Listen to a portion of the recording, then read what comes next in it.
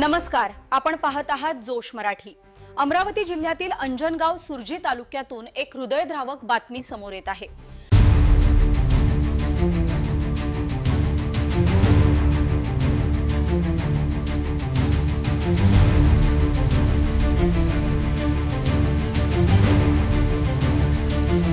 अंजनगाव आकोट राष्ट्रीय महामार्गावरील भंडारज धोकादायक वळणावर मारुती सुझुकी व एसटी बसचा मोठा अपघात घडला।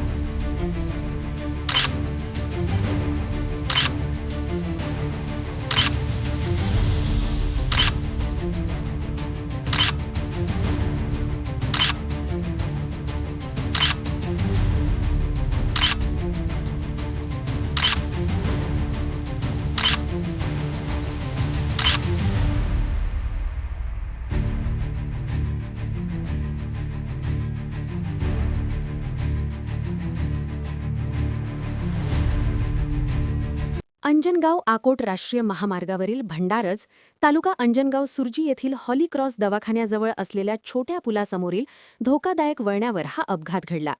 Maruti Suzuki Swift MS27 BE 8081 आणि एसटी बस MS 20 GC 3932 यांच्यात समोरासमोर जोरदार धडक झाली। या अपघातात शालिग्राम रामचंद्र वांद्रे वय 65 राहणार आकोट यांचा जागीच मृत्यू झाला। ते स्वतः वाहन चालवत होते। घटनास्थळी रस्ता दबलेला असून खड्डे पडलेले आहेत।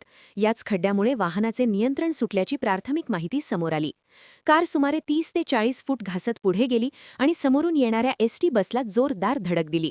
धडकेची तीव्रता इतकी होती की वांद्रे यांचा जागीच मृत्यू झाला। अपघातात कुसुम वांद्रे वय 65 राहणार आकोट आणि रुखमाबाई शालिग्राम गवई वय 80 राहणार अकोला या गंभीर जखमी झाल्या असून त्यांना पुढील उपचारासाठी अचलपूर रुग्णालयात हलवण्यात आले। तर विमल पिंपळकर, वंदना पिंपळकर, रमेश पिंपळकर सर्व राहणार अचलपूर तसेच उत्कर्ष वांद्रे आणि प्रथमेश वांद्रे राहणार आकोट हे किरकोळ जखमी झाले असून त्यांच्यावर अकोट व अचलपूर येथे उपचार सुरू आहेत।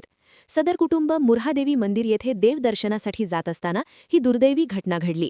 विशेष म्हणजे नवविवाहित दाम्पत्याच्या आनंदी प्रवासातच काळाने झडप घातल्याने परिसरात हळहळ व्यक्त होत आहे। भंडारज येथील याच वळणावर यापूर्वीही वारंवार अपघात झाले असल्याची माहिती स्थानिकांनी दिली आहे। रस्त्यावरील मोठा खड्डा, दबलेला भाग आणि अपुरी सुरक्षा व्यवस्था यामुळे वाहन चालकांचे नियंत्रण सुटत असल्याची तक्रार आहे।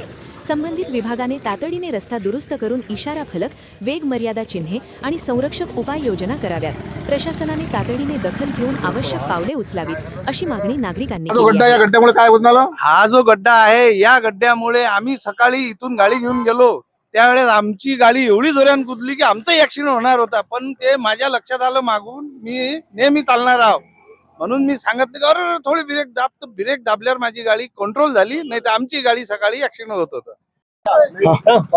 भंडारच्या ठिकाणी जो अपघात झालेला आहे त्या अपघाताचं नेमकं कारण आपल्याला कळलं आहे की हा जो काही भाग दिसतो आपल्याला, हे भाग दिसतो ना, कॅमेरामॅन दाखवतील, हा जो भाग दिसतो इथून ते ब्रेक लागलेले आहेत आणि ब्रेक लागून हे समोर त्या साईडला गेलेले आहेत।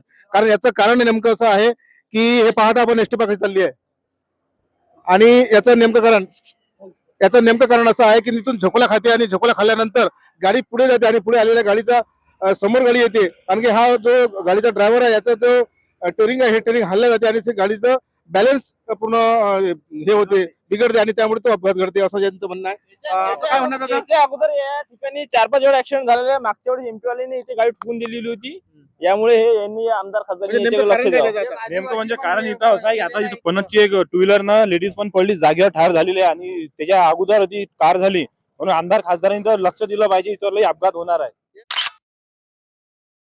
एक आदिवासी व्यक्तीचा ऍक्सिडेंट झालेला आहे टू व्हीलर वाल्याचा, जागीच ठार झालेला आहे तो आदिवासी।